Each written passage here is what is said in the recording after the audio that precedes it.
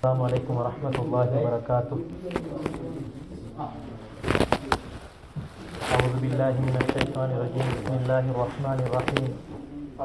الحمد لله رب العالمين والعاقبة للمتقين والصلاة والسلام على سيد المرسلين أما بعد. فقد قال الله تعالى في القرآن الكريم: أعوذ بالله من الشيطان الرجيم. بسم الله الرحمن الرحيم. والنجم إذا هوى ما ضل صاحبكم وما غوى وما ينطق عن الهوى إن هو إلا وحي يوحى. அல்லாஹ்வுடைய உதவியினால் எங்களுடைய இந்த வாராந்த நிகழ்ச்சிகளில் நாங்கள் இறுதி கட்டம் குர்ஆனில் கூறப்பட்டிருக்கக்கூடிய நபிமார்கள் என்ற தலைப்பிலே இறுதி கட்டத்தை அடைந்திருக்கிறோம். இறுதி நபியாகிய எங்களுடைய ரசூலாகிய நாங்கள் அனைவரும் எங்களுடைய ரசூலாக ஏற்றிருக்கக்கூடிய கண்மணி நாயகம் ஸல்லல்லாஹு அலைஹி வஸல்லம் அவர்களுடைய வாழ்க்கை வரலாற்றை நாங்கள் பார்க்க இருக்கிறோம். அதிலே தற்காலத்திலே இந்த சில தினங்களாக பேசப்படக்கூடிய ஒரு முக்கியமான நிகழ்வு தான் இஸ்ரா மிஅராஜ் என்று சொல்லக்கூடிய அந்த நிகழ்வு. அது நபி ஸல்லல்லாஹு அலைஹி வஸல்லம் அவருடைய வாழ்க்கையோடு சம்பந்தப்பட்ட ஒரு நிகழ்வு.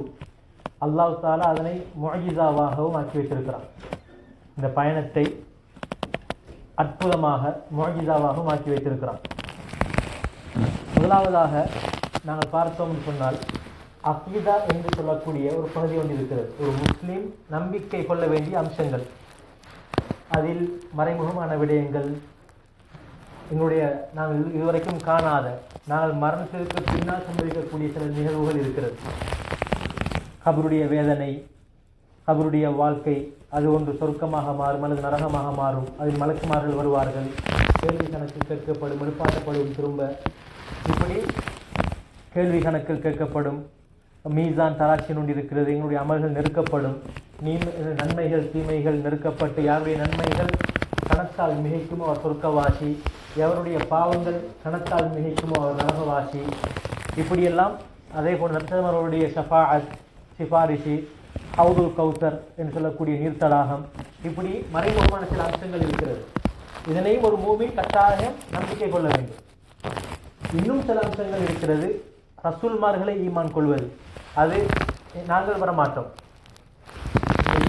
இருக்கக்கூடிய நாங்கள் அது நடக்க மாட்டோமே. நபி ஸல்லல்லாஹு அவர்களை கண்டவர்கள் சஹாபாக்கள், காணாதவர்கள் இஹ்வான்கள். எங்களுக்கு இரண்டு சுபசோபனம் சொன்னார்கள் ஸல்லல்லாஹு அலைஹி வஸல்லம்.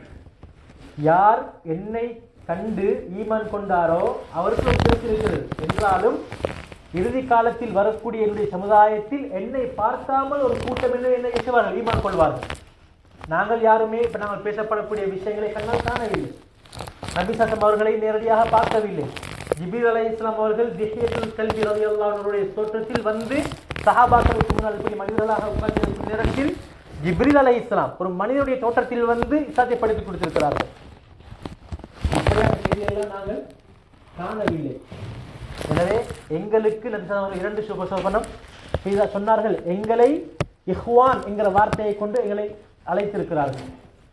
எனவே அந்த அடிப்படையில் நபி ஸல்லல்லாஹு அவர்களுடைய வாழ்க்கையில் சம்பந்தப்பட்ட இந்த சம்பவத்தை நாங்கள் கட்டாயம் நம்பிக்கையோடு சம்பந்தப்பட்ட ஒன்றில் இஸ்ரா மிஅராஜ் என்று சொல்லக்கூடிய இந்த பயணம் இருக்கிறது. சஹீஹுல் புகாரி, சஹீஹ் முஸ்லிம் போன்ற கிரந்தத்தில் அதே போன்று எங்களுக்கு இரண்டு நூல்கள் இருக்கின்றன.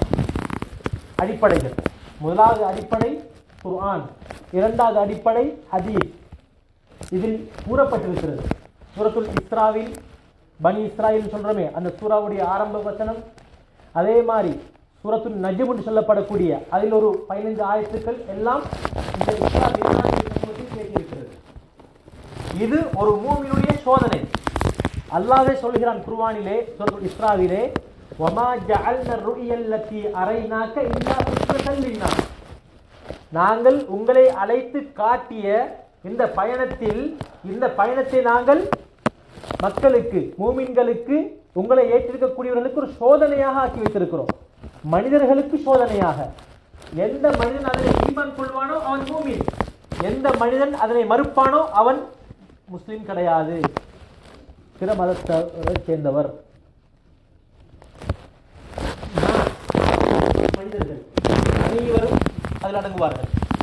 எங்களுடைய மார்க்கம் இருக்கிறது, எங்களுடைய மார்க்கம் இது அனைவருக்கும் பொதுவானது. நாங்கள் என்ன வார்த்தையை பயன்படுத்துகிறோம்? ரப்புன்னாஸ். அல்லாஹ் யாரு? முஸ்லிம்களுக்கு மட்டும் இறைவன் கிடையாது, அனைவருக்கும் அவன்தான் இறைவன். அப்ப ஏன் அல்லாஹ் அவனை ஏற்காத மனிதர்களுக்கு சுவண்டியான வாழ்க்கையை கொடுக்கிறான்? ஏனென்று சொன்னால் இந்த உலகம் அல்லாஹ்வுடைய பார்வையில் கொசுடைய இறக்கைக்கும் பெருமதியான ஒன்று கிடையாது. மூமின்கள் தடமாறவில்லை என்றிருந்தால், மூமின்கள் தடமாறவில்லை என்றிருந்தால் என்னை ஏற்காத மனிதர்களுடைய படிகளை, வீட்டினுடைய படிகளை நாங்கள் முத்துக்களால் தங்கத்தால் ஆக்கி கொடுத்திருப்போம். அந்த அளவுக்கான அமைப்பை நாங்கள் என்ன செய்வோம்? அவர்களுக்கு கொடுப்போம் என்று அவர் உருவானது. எனவே அப்படிப்பட்ட இந்த இஸ்ரா மியராஜ் என்று சொல்லக்கூடியது, இஸ்ரா என்பது மஸ்ஜிதுல் ஹராமிலிருந்து மஸ்ஜிதுல் அக்ஸா வரும் வரையில் நடைபெற்ற இரவு பயணம். இரவு பயணம். இஸ்ரா என்று சொல்வது, அஸ்ரா என்கிற அந்த வார்த்தை, அரபு வார்த்தை பயன்படுத்துவது இரவு பயணம். இரவில் ஒரு மனிதன் பிரயாணம் சென்றால் பயன்படுத்தக்கூடிய வார்த்தை. அப்ப எனவே இரவு நேரத்தில் மஸ்ஜிதுல் ஹராமில் இருந்து நபி அவர்கள் ஹிஜ்ர், அந்த ஒரு மக்காவை சுற்றி என்னது வலை ஒன்று இருக்குமே, வலை ஒன்று இது வளைஞ்ச ஒரு பொட்டை மாதிரி இருக்கும், அதுக்கு பேர் ஹிஜ்ர். அதுக்கு பேர் ஹிஜ்ர். அந்த இடத்தில் இருந்து தூங்கிக் கொண்டிருந்த நேரத்தில் தான் இந்த சம்பவம் நடைபெற்றது. எனவே மஸ்ஜிதுல் ஹராமில் இருந்து அந்த ஹிஜ்ரும் மஸ்ஜிதுல் ஹராமுக்கு சம்பந்தப்பட்டிருக்கிறது. உம்ராவிலே ஹஜ்ஜிலே தவாப் செய்கின்ற நேரத்திலே காபத்துல்லா இப்படி என்றால் அந்த ஹிஜ்ர் என்று சொல்லக்கூடிய அந்த வளைவு, அந்த பவுண்டேஷன் கொஞ்சம் வெளிப்பக்கமாக இருக்கிறது. யாருடைய தவாப் அந்த ஹிஜ்ருக்குள் உள்ளடங்குமோ அவருடைய தவாப் செல்லுபடியாகும். ஏனென்றால் அந்த ஹிஜ்ருடைய பகுதியும் அந்த காபத்துல்லாவோடு சம்பந்தப்பட்ட ஒரு இடம். எனவே அல்லாஹ் தஆலா என்ன சொல்கிறான்? அந்த இடத்தில் தான், அந்த இடத்திலிருந்து மஸ்ஜிதுல் ஹராமில் இருந்து நாங்கள் மஸ்ஜித் அக்ஸாவுக்கு இரவு நேரத்திலே ஜிப்ரீல் அலைஹிஸ்ஸலாம் அவருடைய துணையோடு புராக் என்று சொல்லக்கூடிய ஒரு வாகனம், ஒரு மிருகம், அது கழுதையை விட கொஞ்சம் பெரிதானது, கோவரி கழுதையை விட கொஞ்சம் சிறுமையானது, இப்படிப்பட்ட வெள்ளை நிறமான அந்த மிருகத்தினுடைய உதவியினால் அல்லாஹ் தஆலா அந்த பிரயாணத்தை ஏற்படுத்தி கொடுத்தான். இந்த வாகனம், அந்த மிருகம் எவ்வளவு செல்லும், அதனுடைய காலை எவ்வளவு தூரமாக இருக்கும், அதனுடைய பார்வை எங்கு முடிகிறதோ அந்த இடத்துல அந்த காலையை வைக்கிறது, அவ்வளவு ஸ்பீட். இதெல்லாம் புகாரியில் கண்டிருக்கக்கூடிய ஹதீஸில் நான் சொல்லுகின்ற விஷயம். இதனை ஒவ்வொரு முஸ்லிமும் நம்புவது கட்டாயம். யார் இந்த விடயத்தை மறுப்பாரோ அவர் இஸ்லாத்தை விட்டும் வெளியேறி விடுவார். இஸ்லாத்தை விட்டும் வெளியேறி விடுவார். அதற்கு பின்னால் பைத்துல் மக்திஸிலிருந்து அல்லாஹ் தஆலா 7 வானங்களையும் தாண்டி சித்ரத்துல் முன்தஹா என்று சொல்லக்கூடிய பைத்துல் மஅமூர் என்று சொல்லக்கூடிய பெரிய ஒரு ஆலயம் ஒன்றும் இருக்கிறது. எப்படி நாங்கள் அனைவரும் ஒவ்வொரு முஸ்லிம்களும் காபத்துல்லா, மதீனா, பைத்துல் மக்திஸ் என்ற ஒரு புனித ஆலயத்துக்கு நாங்கள் தேடி செல்கிறோமோ, அதிகமான மக்கள் செல்கிறார்களோ, அதே போன்று மலக்குமார்களுக்கு அல்லாஹ் தஆலா செய்திருக்கிறார். 7 வானத்துக்கு மேலால பைத்துல் மஅமூர் என்று சொல்லக்கூடிய ஒரு ஆலயத்தை ஏற்படுத்தி வைத்திருக்கிறான். அல்லாஹ் சொல்கிறான் என்ன? வல்லாஹுல் கனி வ அன்துமுல் ஃபுகரா. நான் தேவையற்றவர், எனக்கு எந்த தேவையும் கிடையாது. வ அன்துமுல் ஃபுகராஉ இலல்லாஹ். மனிதர்களாகிய எங்களுக்குத்தான் அல்லாஹ் அவசியம். மனிதர்களாகிய இருக்கக்கூடிய எங்களுக்குத்தான் அல்லாஹ் அவசியம். ஏனென்று தெரியுமா? அல்லாஹ் சொல்கிறான், எனக்கு எந்த உங்களுடைய நீங்க செய்யக்கூடிய நன்மையான காரியங்கள், மனிதர்களாக இருக்கக்கூடிய நாங்கள் அனைவரும் செய்கின்ற நல்ல நல்ல காரியங்கள், இது அல்லாஹ்வுக்கு போய் சேருவது கிடையாது. அதுல எந்த விதமான பிரயோஜனமும் அல்லாஹ்வுக்கு இல்லை. அது முழு பிரயோஜனம் யாருக்கு? எனக்கு தான். நான் தொழுகிறேனா, ஹராத்தை விட்டு தவிர்த்து நடக்கிறேனா, அதனுடைய பிரயோஜனம் எனக்கு தான். நான் ஹராத்தை விட்டு தவிர்த்து நடந்ததால நான் அல்லாஹ்வுக்கு ஒரு உபகாரம் செஞ்சிட்டேன் இல்லை, நான் எனக்கு தான் உபகாரம் செஞ்சிருக்கிறேன். அதே நேரத்தில் நான் ஒரு மாற்றமான முறையில், மோசமான முறையில் நான் பாவங்கள் செய்தால் அதுவும் அல்லாஹ்வுக்கு எந்த விதமான பாதிப்பையும் ஏற்படுத்தாது. நான் சொல்ல மாட்டேன் 5 நேரம் என்றிருந்தால் அது அல்லாஹ்வுக்கு எந்த விதமான பாதிப்பையும் ஏற்படுத்தாது. அல்லாஹ் படைத்து வைத்திருக்கக்கூடிய மரம், செடி, கொடி அது தஸ்பீஹ் செய்கிறது அல்லாஹ்வை. அல்லாஹ் படைத்த ஒரு தவளை கத்துகிறது, எங்களுக்கு விளங்குகிறது கத்துகிறது, ஆனால் அது அல்லாஹ்வை துதிக்கிறது. எனவே மனிதர்களாகிய எங்களுடைய எந்த செயற்பாடு, நான் ஒரு நன்மையான காரியத்தை செய்தால் அதில் கிடைக்கின்ற பலனும் அது எனக்குத்தான். ஒரு பாவத்தை தவிர்த்து நடந்தால் அதில் கிடைக்கின்ற லாபமும் எனக்குத்தான். நான் ஒரு பாவம் செய்தால் அல்லாஹ் அந்தஸ்துல ஒரு ஒரு பாதிப்பு ஏற்பட்டு விட்டது இல்லை, எண்ணில் தான் ஒரு மாற்றம் ஏற்பட்டுவிடும். எனவே இந்த அல்லாஹ் சுப்ஹானஹு வ தஆலா எங்களை படைத்தவன், அனைத்தை விட்டும் தேவையற்றவன். அப்ப அப்படிப்பட்ட அல்லாஹ் சுப்ஹானஹு வ தஆலா என்ன செய்தான்? நபி ஸல்லல்லாஹு அலைஹி வஸல்லம் அவர்களை அந்த பைத்துல் மக்திஸிலிருந்து உயர்த்தினான். அங்கு 7வது வானத்துக்கு மேலால் இருக்கிறது பைத்துல் மஅமூர். ஒவ்வொரு நாளும் 70,000 மலக்குமார்கள் என்ன செய்வார்கள்? அல்லாஹ்வை வணங்குவதற்காக வனஹனு நுஸப்பிஹு பிஹம்திக வ நுகத்திஸு லக். அல்லாஹ் மலக்குமார்களுக்கு முன்னால் எங்களை படைக்க போகிறான் என்று சொன்ன நேரத்திலே மலக்குமார்கள் என்ன சொல்கிறார்கள்? நாங்கள் தான் உன்னை என்ன செய்கிறோம்? துதி செய்கிறோம். வ நுகத்திஸு லக், உன்னை நாங்கள் என்ன பரிசுத்தப்படுத்துகிறோம். சுப்ஹானல்லாஹ், அல்ஹம்துலில்லாஹ், உனக்கு என்னென்ன விடயங்கள் இருக்கிறதோ உன்னை நாங்கள் புகழ்கிறோம், உனக்கான கட்டளைகளை நாங்கள் செய்கிறோம். லா யஅஸூனல்லாஹ மா அமரஹும் வ யஃஅலூன மா யுமரூன். மலக்குமார்களுடைய பண்பு என்ன? அல்லாஹ் எதனை சொல்கிறானோ அதனை செய்வார்கள், அல்லாஹ்க்கு மாற்றம் செய்ய மாட்டார்கள். இப்படிப்பட்ட மலக்குமார்கள் ஒவ்வொரு நாளும் 20,000 அந்த இடத்திற்கு செல்வார்கள், அந்த ஆலயத்திற்குள் செல்வார்கள், திரும்பி வர மாட்டார்கள், கியாமத் நாள் வர உண்டாகும் வரை. அப்படி இருந்தால் மலக்குமார்களுடைய எண்ணிக்கை அல்லாஹ் குர்ஆனிலே சொல்லிட்டான், வமா யஅலமு ஜுனூத ரப்பிக இல்லாஹு. எந்த ஒரு நபிக்கும் தெரியாது, எந்த ஒரு மனிதனுக்கும் தெரியாது மலக்குமார்கள் எத்தனை பேர்கள் இருக்கிறார்கள் என்பது அல்லாஹ்க்கு மட்டும்தான் தெரியும். எனவே இப்படிப்பட்ட இடத்திற்கு அல்லாஹ் சுப்ஹானஹு வ தஆலா ஏன் நபி அவர்களை அழைத்தான்? இதனுடைய பின்னணி என்ன, காரணம் என்ன என்று நாங்கள் பார்த்தோம் சொன்னால், இதனை பார்ப்பதற்கு முன்னால் இந்த இஸ்ரா மிஅராஜ் இரவு பயணமும் இந்த விண்ணுலக பயணமும் எப்போது நடைபெற்றது? குர்ஆனிலும் அதை பற்றி கிடையாது, ஹதீஸிலும் அதை பற்றி கிடையாது. உலமாக்களுக்கு மத்தியில் பல கருத்து வேறுபாடுகள் இருக்கின்றன. சிலர் சொல்கிறார்கள் இந்த இஸ்ரா மிஅராஜுடைய பயணம் ரபியுல் அவ்வல் மாதம் பிறை 27 நடைபெற்றது. ரபியுல் அவ்வல் மாதம் பிறை 27 நடைபெற்றது. இன்னும் சில உலமாக்கள் சொல்கிறார்கள் ரஜப் மாதத்தில் நடைபெற்றது. இன்னும் சில உலமாக்கள் சொல்கிறார்கள் ஷவ்வால் மாதம், ரமலானுடைய மாதம் என்று 4 மாதங்களுடைய கருத்துகள் இருக்கின்றன. எனவே இதனை கொண்டாடக்கூடிய ஒரு நிகழ்வும் கிடையாது.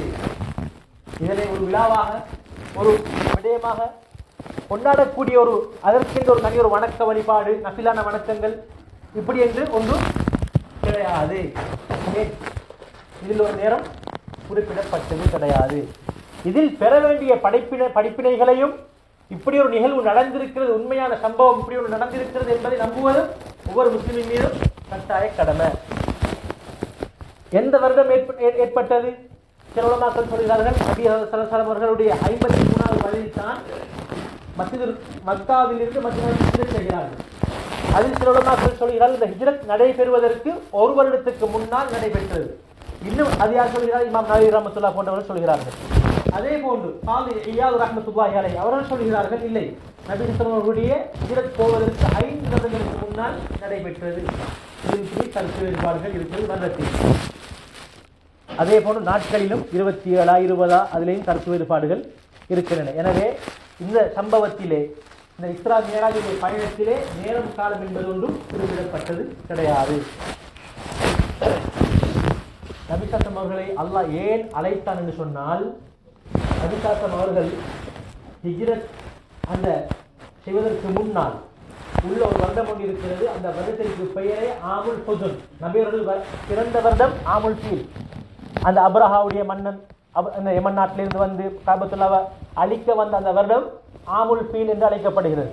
ஏனென்றால் இந்த ஹிஜ்ரத்துடைய ஆண்டுகளுக்கு முன்னால், இந்த ஹிஜ்ரத்துடைய ஆண்டு உமர் ரலியல்லாஹு அவர்கள் அறிமுகப்படுத்துவதற்கு முன்னால், நல்லா விளங்கிக் கொள்ள வேண்டும், இந்த ஆண்டுகளுடைய இஸ்லாம் ஆண்டு என்று நாங்கள் சொல்லுகின்றோமே, இது ஆரம்பத்திலே நபி ஸல்லல்லாஹு அலைஹி வஸல்லம் அந்த பிறந்த அந்த டைம்லே வருடங்கள் என்று ஒரு குறிப்பு இருக்கவில்லை.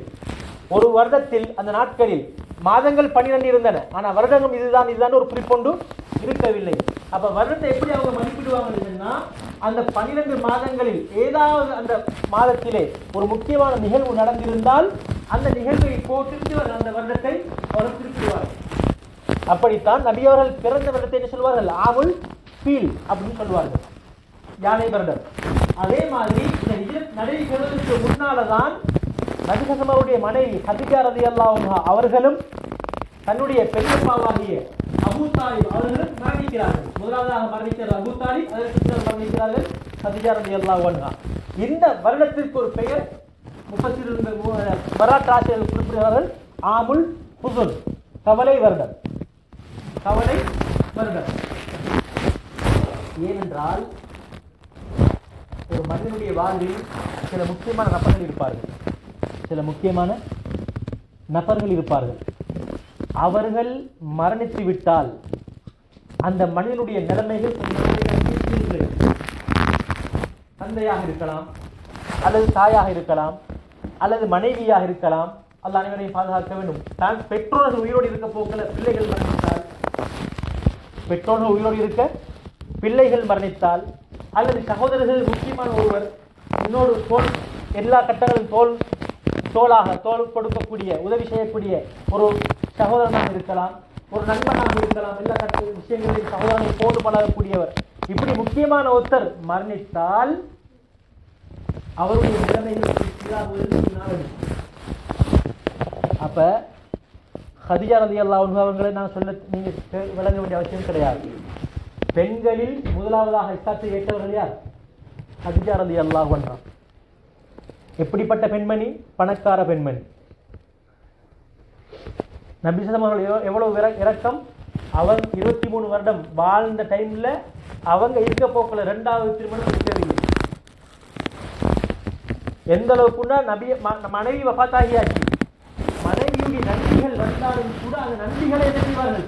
நல்லவர்கள் கண்ணியப்படுத்துவார்கள். அவ்வளவு இரக்கம் யாரோடு? மனைவியோடு, ஹதீஜா ரலியல்லாஹு அன்ஹா அவர்களோடு. பிறந்த பிள்ளைகளில் ஒரு பிள்ளையை தவிர மற்ற அனைத்து பிள்ளைகளும் யார் மூலமாக பிறந்தார்கள்? ஹதீஜா ரலியல்லாஹு அன்ஹா மூலமாக பிறந்தார்கள். மரணிக்கிறாங்க. இவங்க எப்படிப்பட்டவங்க? நபியவங்களுக்கு எல்லா நேரத்திலையும் பணத்தாலும் சிந்தனையாலும் எல்லா விதத்திலையும்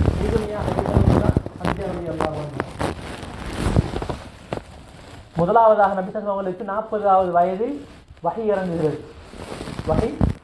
இறங்குகிறது. முதலாவது அனுபவம்.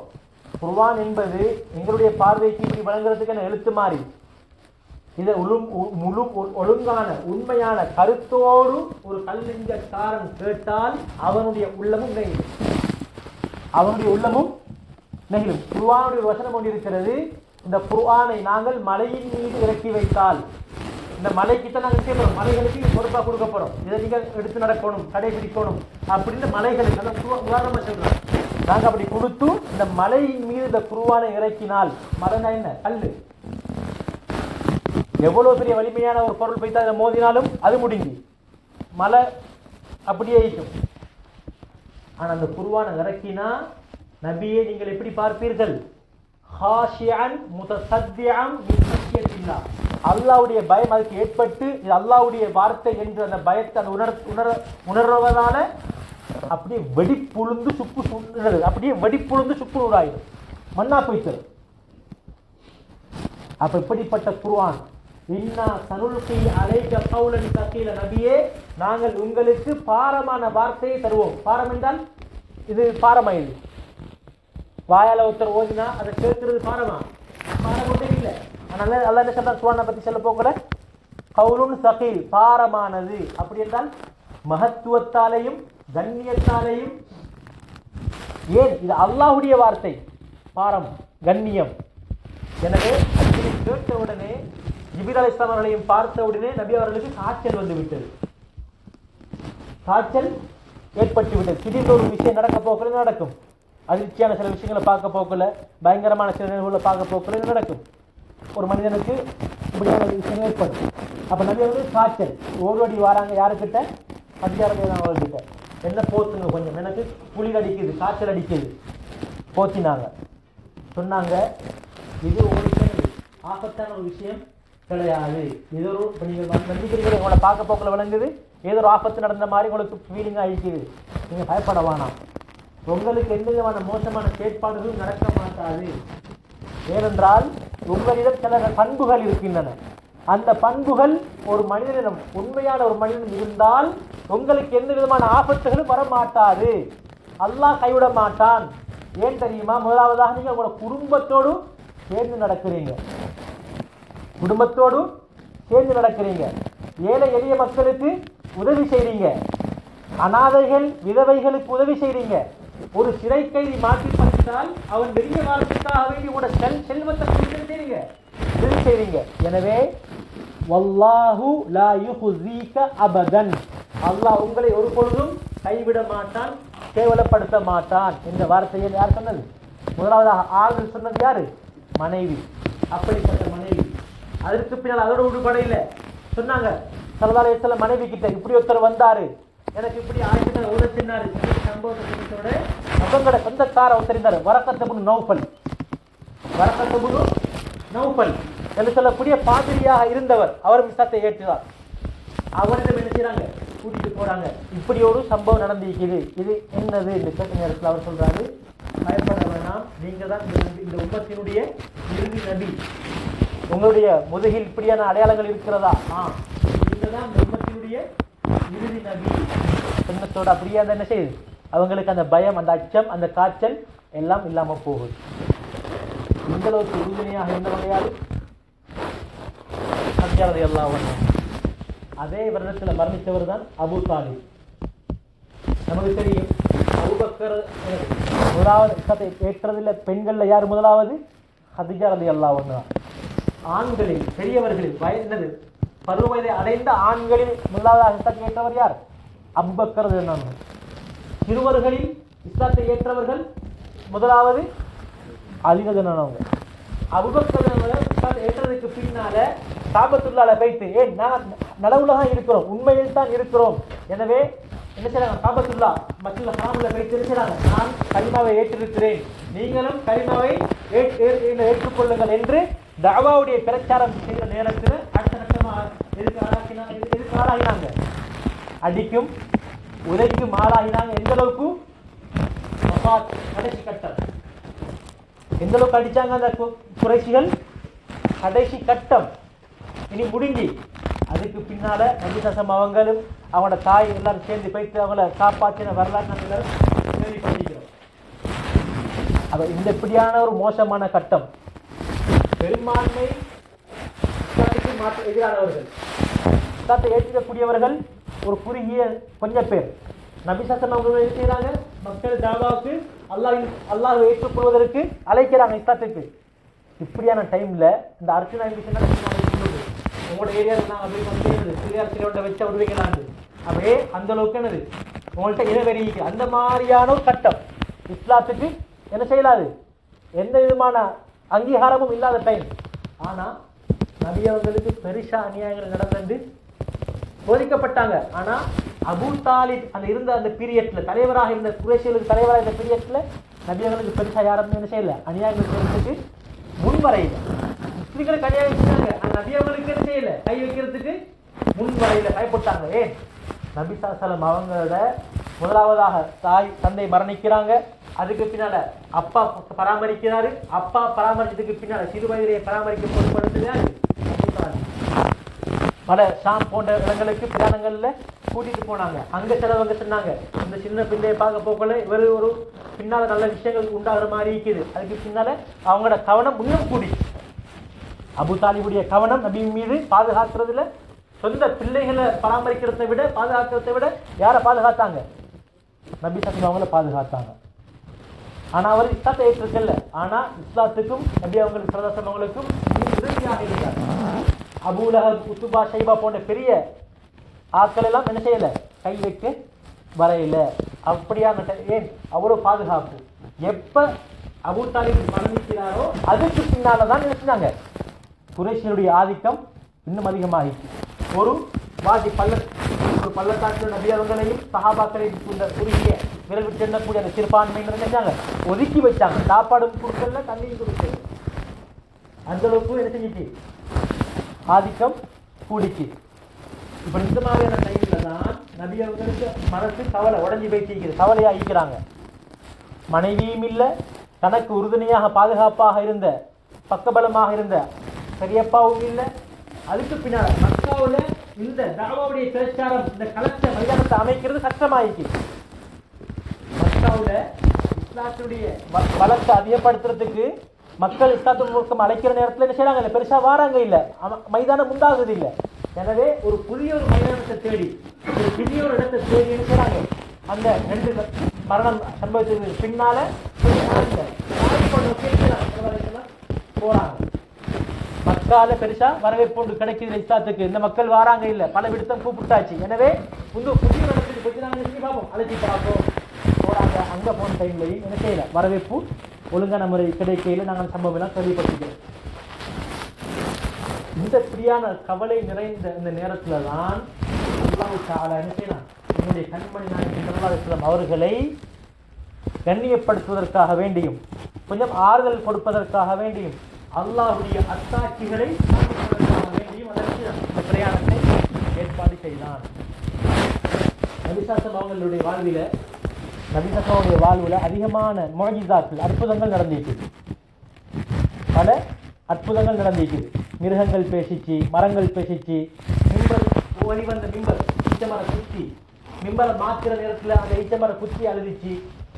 அதே மாதிரி தன்னுடைய விரலிலிருந்து தண்ணீர் என்னது ஊட்டெடுத்துச்சுது.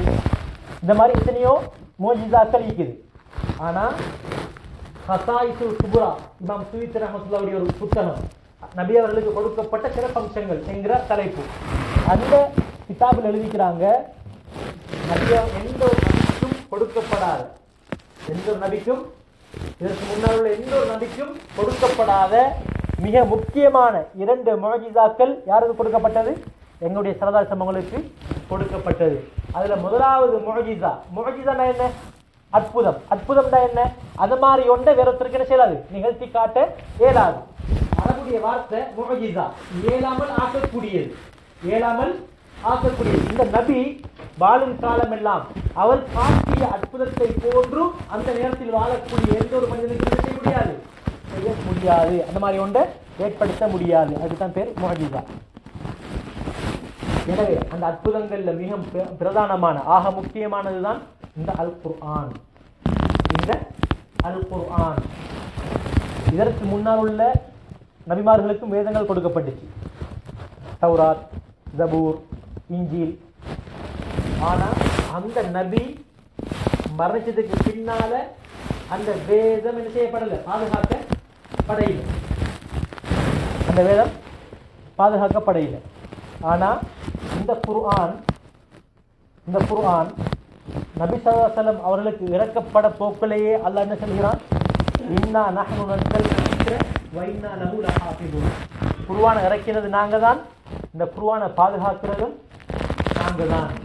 நபி ஸல்லல்லாஹு அலைஹி காலத்திலேயே குர்ஆன் பாதுகாக்கப்படுது. எப்படி? 2 விதமாக.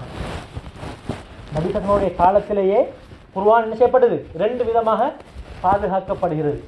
மிக பிரதானமாகிய உள்ளங்களுக்கு பாதுகாக்கப்படுது. அதிகமான சஹாபாக்கள் குர்ஆனை அப்படியே மனப்பாடமாக்கிட்டாங்க. குர்ஆன் அப்படியே மனப்பாடமாக்கிட்டாங்க. இது நஜ்ஜாங்க வாழப்போக்கிலே அதிகமான சஹாபாக்களுக்கு குர்ஆன் மனப்பாடம். அடுத்த கட்டமாக எழுத்து வடிவில் பாதுகாப்பு நபியாவுடைய காலத்திலேயே என்ன செய்யப்படுகிறது? தொகுக்கப்படுகிறது. மட்டைகளில் என்னது ஈச்சம் மட்ட ஓலைகளில், எலும்புகளில், உடுப்புகளில் இவ்வாறு என்ன செய்யப்படுகிறது? தொகுக்கப்படுகிறது. நபியாக வஃபாத்தாகி 1 வருஷத்துக்கு பின்னால குர்ஆன் இந்த வடிவில் என்ன செஞ்சிட்டது? வந்தும் விட்டது. புத்தக வடிவில் வந்தும் விட்டது. அதுக்கு காரணங்கள் பல. புத்தக வடிவில் வந்ததுக்கான காரணங்கள் அது சம்பந்தம்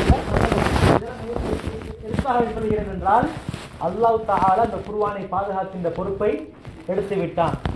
எந்த அளவுக்கு சொன்னால், இந்த குர்ஆனை எடுத்து ஓதுற நேரத்தில் என்ன சரி ஒரு பிழை வருமாக இருந்து அந்த பிழையை ஒரு ஹாஃபிஸ் குர்ஆனை மனப்பாடம் செய்யவர் கேட்டால் அவருக்கு உடனே என்ன செய்யும், இது படத்துல ஒரு பிழை இருக்குது, இது படத்துல பிழை இல்லை, அச்சு வந்து இவ்விடத்துல பிழையாக வந்திருக்குது, இதுல எப்படி இல்லை அப்படின்னு செய்வார், கண்டுபிடிச்சிருவார். அல்லாஹ் தஆலா எந்த அளவுக்கு எழுத்து வடிவிலும் புத்தக வடிவிலும் போன பலத்தை வச்சுக்கிறான். அதே மாதிரி இந்த உலகத்தில் எங்கட ஸ்ரீலங்காவில் சிறுபான்மையாக வாழக்கூடிய எங்கட ஸ்ரீலங்காவில் பழைய கணக்குப்படி 10 வீத முஸ்லீம்களில் எத்தனை ஹாஃபிஸ் மாதிரி இப்போ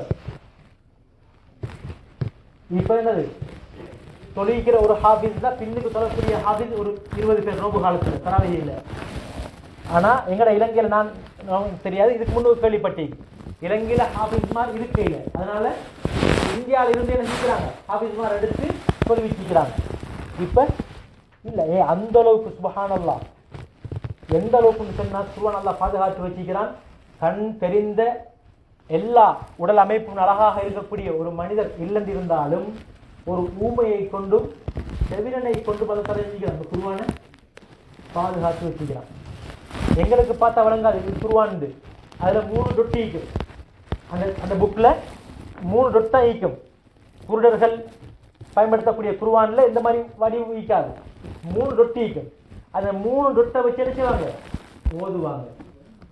அப்படி நீங்க கேள்விப்பட்டிருப்பீங்க, பெரும்பாலும் பார்த்துமே இருப்பீங்க. அப்ப அந்த அளவுக்கு அல்லாஹ் சுப்ஹானஹு வ தஆலா கொடுத்த ஒரு அற்புதம் குர்ஆன். இரண்டாவது அற்புதம் இந்த இஸ்ரா மியராஜ்னு சொல்லக்கூடிய பயணம். இது மூமின்களுக்கு ஒரு சோதனை. ஏன் தெரியுமா? நபி ஸல்லல்லாஹு அலைஹி வஸல்லம் அந்த படுத்த இடம் நீக்கித்தானே, அந்த சூடு அணியத்துக்கு முன்னால இந்த பிரயாணம் நடந்து முடிஞ்சிச்சு. இங்க இருந்து அந்த பைத்துல் மக்திஸுக்கு போயிட்டு 2 ரக்அத் தொழுது, அதுக்கு பின்னால் எல்லா நபிமார்களுக்கும் தொழுகை நடத்தி அதுக்கு பின்னால் 7 வானங்களையும் தாண்டி சித்ரத்துல் முன்தஹான்னு சொல்லக்கூடிய இடமெல்லாம் தாண்டி அந்த பைத்துல் மஅமூர் எல்லாம் பார்த்து, முதலாவது வானத்துல ஆதம் அலைஹிஸ்ஸலாம், இரண்டாவது வானத்துல யஹ்யா ஈசா அலைஹிஸ்ஸலாம், மூன்றாவது வானத்துல யூசுப் அலைஹிஸ்ஸலாம், நாலாவது வானத்துல இத்ரீஸ் அலைஹிஸ்ஸலாம், அஞ்சாவது வானத்துல ஹாரூன் அலைஹிஸ்ஸலாம், ஆறாவது வானத்துல மூசா அலைஹிஸ்ஸலாம், ஏழாவது வானத்துல இப்ராஹிம் அலைஹிஸ்ஸலாம். இவ்வளவு நபிமார்களையும் சந்திச்சு ஒவ்வொரு வானத்துக்கிட்டையும் போக்கல ஜிப்ரீல் அலைஹிஸ்ஸலாம் அதாவது வானத்துக்கு கதை வைக்குது, வானத்துக்கு பாதை இருக்கிறது. சற்றும் நேரத்தில் யார் ஏதா மலக்குமார்களை கொண்டத்துல பாதுகாத்து வச்சுக்கிறான். யார் வந்திருப்பது? நான் ஜிப்ரீல். உங்களோடு இருப்பது யார்? நபி ஸல்லல்லாஹு அலைஹி வஸல்லம். அவர்கள் நபியாக அனுப்பப்பட்டு விட்டார்களா? ஆம். கதவு திறக்கப்பட்டது. ஆதம் அலைஹிஸ்ஸலாம் அவர்களை சந்தித்தார்கள். ஆதம் அலைஹிஸ்ஸலாம் வரவேற்றார்கள், நபி அவர்களை வரவேற்றார்கள். மர்ஹபன் பில் இப்னி ஸாலிஹ் வன் நபி ஸாலிஹ். நபியான மகனான ஏன் ஆதம் அலைஹிஸ்ஸலாமுடைய மகன் அப்படின்னு வரவேற்றாங்க. அடுத்த வானங்கள்ல ஒவ்வொரு நபிமார்களும் மர்ஹபன் பின் நபி ஸாலிஹ் வல் அஹி ஸாலிஹ் அப்படின்னு வரவேற்றாங்க.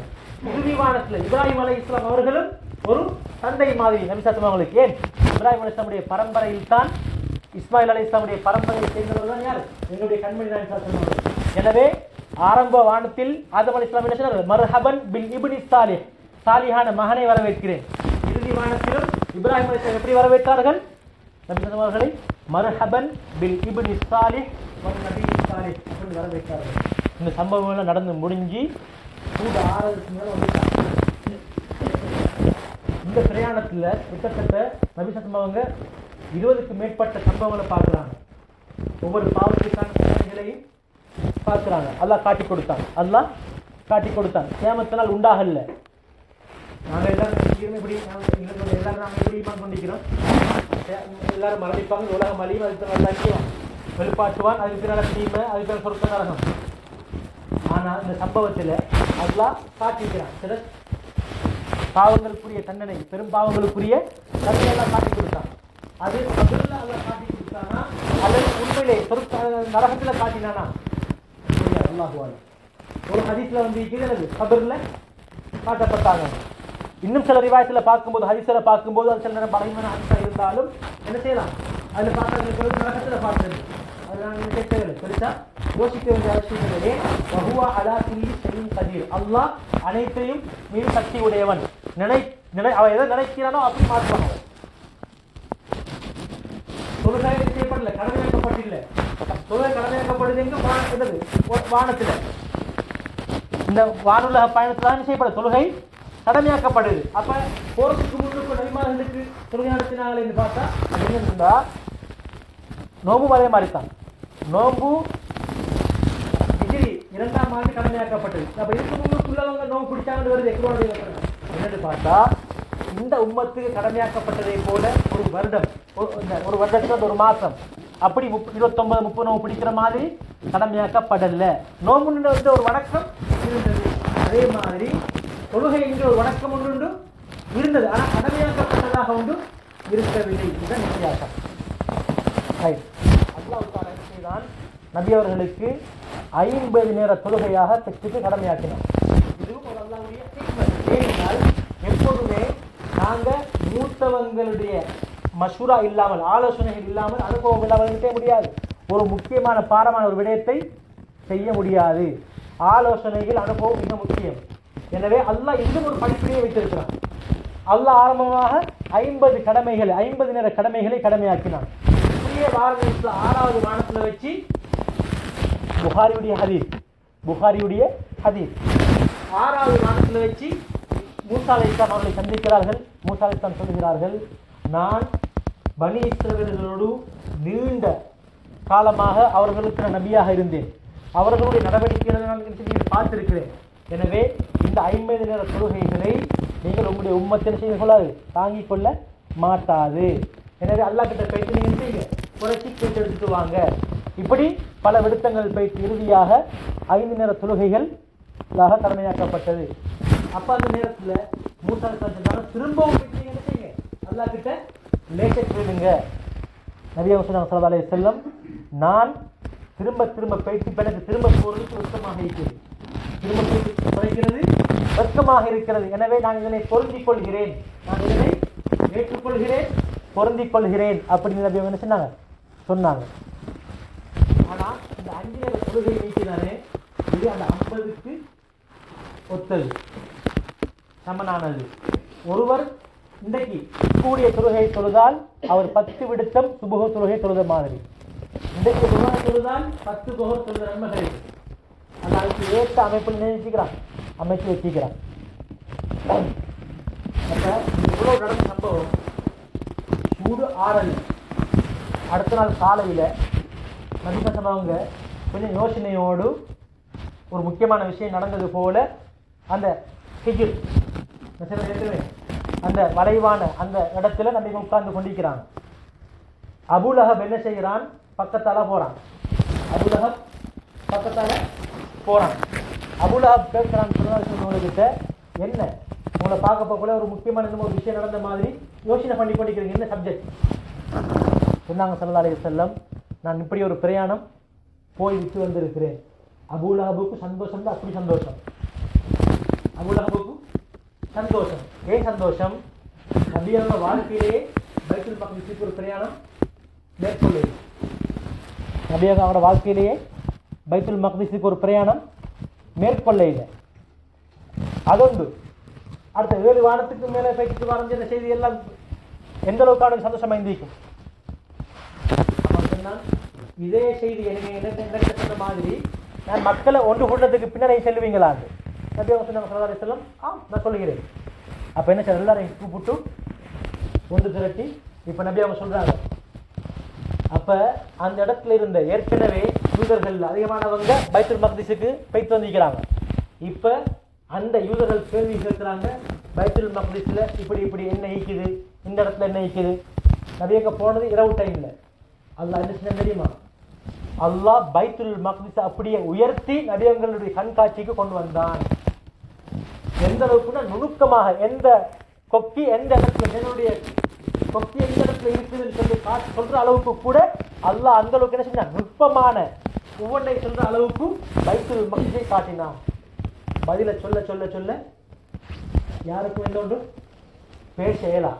அபூலஹப் நினைச்சது என்ன, நபி அவங்களை லொக்காக்கி இஸ்லாத்தை கேவலப்படுத்துறதுக்கு. நபி அவங்க பதில் சொல்றாங்க. இப்ப என்னது, யூதர்களுக்கு என்ன செய்யலாது, எந்த விதமான 2வது வார்த்தை கேட்கறதுக்கு இடம் இல்லை. இதே செய்தி அந்த அந்த இந்த சபையில அபூபக்கர் இருக்கு.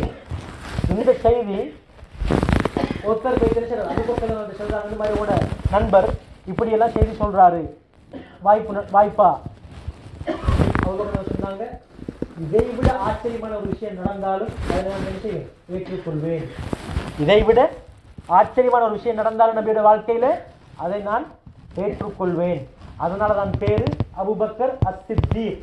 அஸ்-சித்தீக்னா என்ன, சாதிக்னா உண்மை என்னது, உண்மைப்படுத்தக்கூடியவன். சித்தீக்னா மிக மிக உண்மைப்படுத்தக்கூடியவர் அர்த்தம். அதனாலதான் அவருக்கு இந்த பட்ட பெயர் வர காரணம். எனவே இந்த சம்பவம் அல்லாஹ் தஆலா ஏன் இதனை ஏற்படுத்தினான், நபியர்களுக்கு ஆறுதலுக்காக வேண்டி. அடுத்தது மிக மிக முக்கியமான ஒரு விடயம்தான் அல்லாஹுடைய அத்தாட்சிகளை காட்டுவதற்காக வேண்டி. இதுக்கு முன்னுக்குள்ளவங்க போதிச்சாங்க, நம்பினாங்க, நபிமார்கள் எல்லாம் நம்பி தான் போதிச்சாங்க சொர்க்கம் நரகம் எல்லாம். ஆனால் கண்ணால பார்க்கல. ஆனால் நபியவங்களுக்கு மட்டுமல்ல நம்பினாங்க. அப்படியே வானலோகத்துக்கு சேர்த்து சொர்க்கம் நரகம் மலக்குமார்கள் முன்னைய நபிமார்கள் எல்லாரையும் அல்லாஹ் காட்டினான். ஏன் தெரியுமா? தஅவாவுடைய பில்ல நபியவங்களுக்கு எந்த விதமான ஒரு இதுவும் அனுபவம் சந்தேகமும் இருக்கக்கூடாது. அவருடைய தாவாவுடைய பில் அவர் உற்சாகமாக இருப்பதற்காக வேண்டி.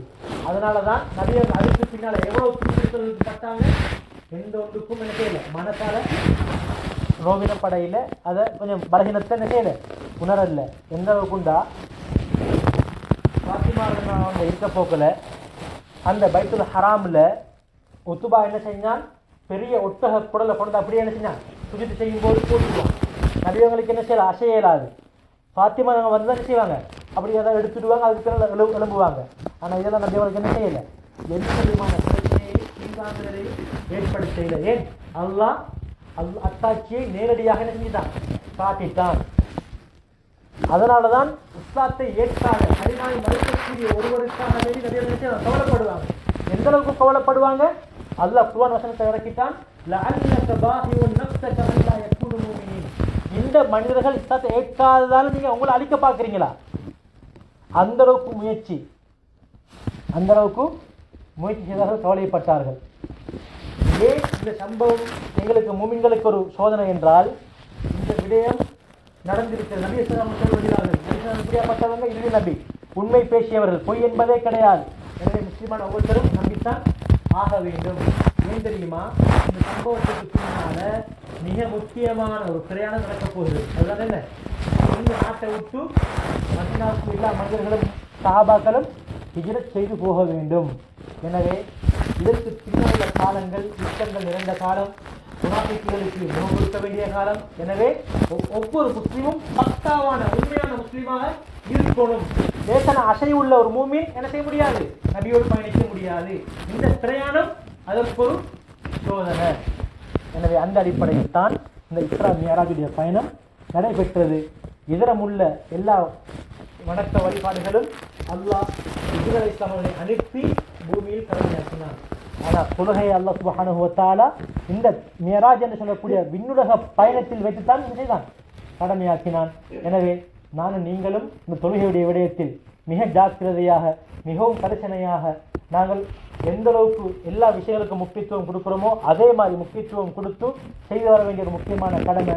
இதில் தான் நான் ஒரு முஸ்லீமா அல்லது முஸ்லீமுடைய பேரில் பிற மதத்தவனா என்கிற ஒரு வித்தியாசத்தை ஏற்படுத்தக்கூடிய ஒரு வணக்கம் தான் தொழுகை. எனவே இந்த தொழுகையுடைய விடயத்தில் நான் நீங்களும் எங்களுடைய சித்திரங்களும் எந்த அளவுக்குண்டா, நபி இப்ராஹீம் அலைஹிஸ்ஸலாம் துஆ பண்ணது எப்படி, ரப்பி ஜஅல்னி முகீமஸ் ஸலாத், என்ன நீ எப்படி ஆக்கிடு, தொழக்கூடிய ஒரு மனிதனாக ஆக்கிடு. யார் துஆ பண்ணது? இப்ராஹீம் அலைஹிஸ்ஸலாம். அது மட்டுமில்லை, வமின் ذُرِّيَّتِي, என்னுடைய பித்திரங்கள், இந்த இந்த பித்திரங்களை நல்ல தொழுகையாளிகளாக ஆக்கிடு. எனவே அவ்வளவு முக்கியமானதுதான் இந்த தொழுகை. இதில் நான் நீங்கள் மிக ஜாக்கிரதையாக பேணுதலாக செய்து வருவதற்கு எனக்கும் உங்களுக்கும் எங்களுடைய பித்திரங்களுக்கும் வல்ல இறைவன் அருள் புரிவானாக.